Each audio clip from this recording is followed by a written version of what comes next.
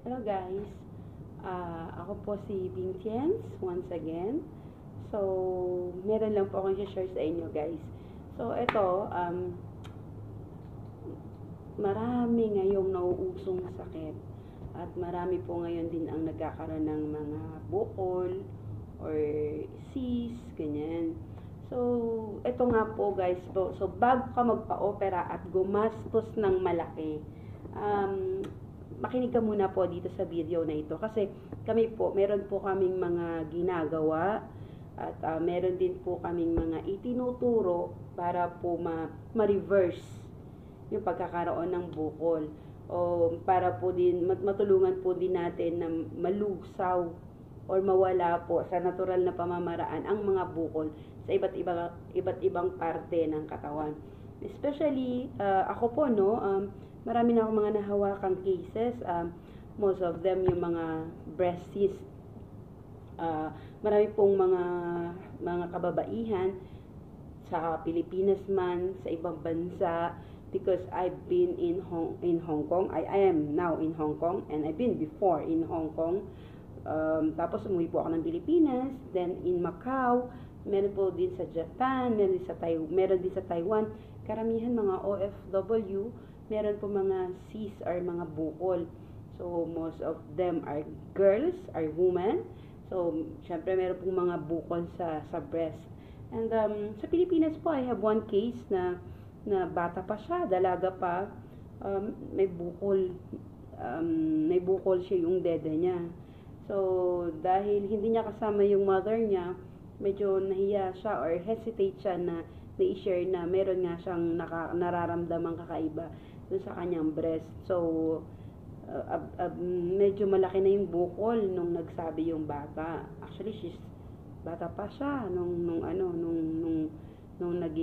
nagkaroon siya ng ganun.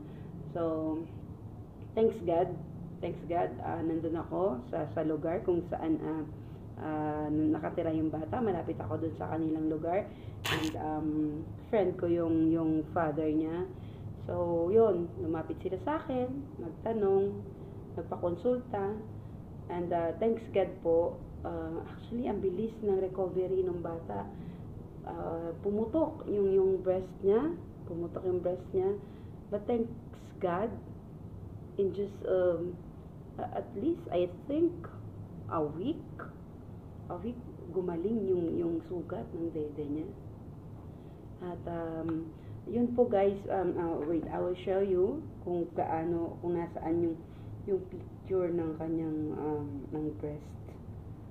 Okay, let me find it and then I will show it to you. So hindi lang po sa breast, maraming iba't ibang parte ng katawan ng tao ang pwedeng tubuan ng bukol. One of the risk factor bakit nagkakaroon ng ganyan sa mga OFW, okay, medyo nabubulol ang lola nyo. Okay, sa mga OFW po, stress. Isa yan sa nagpapataas ng ating kumbaga yan ng nagpapababa ng ating immune system ang stress. So, huwag po tayo masyado magpa-stress. Okay, this is the breast. Ayan, kung makikita nyo po, ayan yung breast ng bata. See? Okay. So, at first, ganyan yung itsura. Ayan. And then, naging ganito siya. Ayan, nagkaroon ng parang sugat. Ayan. Tapos, ito guys, yung pumutok. Ayan. Pumutok yung breast niya. Oh, sorry. Where are you? And then, after using our products and therapy, ayan po. And, there you go. Ayan yung kanyang breast. So, bata pa to. And I have a lot of clients here. Yung isa nga is nasa USA. She's a nurse. US nurse po siya, but naniwala siya sa alternative way. Ayaw niya po magpa-opera. So, anong nangyari? Lumapit siya sa akin, nagpa-consult, okay? And then, ayun, binigyan natin siya ng kung ano yung dapat niyang gawin, dapat niyang kainin, at ano po yung mga supplements na binigay ko sa kanya. Number 1 po, meron po tayong mga tinatawag na pang cleansing para po malinis ang katawan ng isang tao. Then after the cleansing, meron po tayong replenishing, and then meron din po tayong balancing and preventing. Ayan po. So guys, kung gusto niyo pong malaman kung ano-ano po mga supplements or ano po mga binigay namin yung mga herb food, actually that is TCM.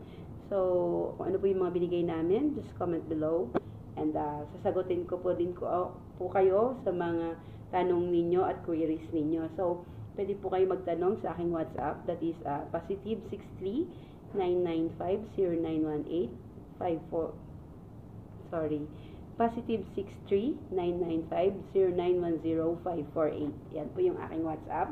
Pwede rin po kayo mag-message sa aking Facebook Messenger, Bintians po.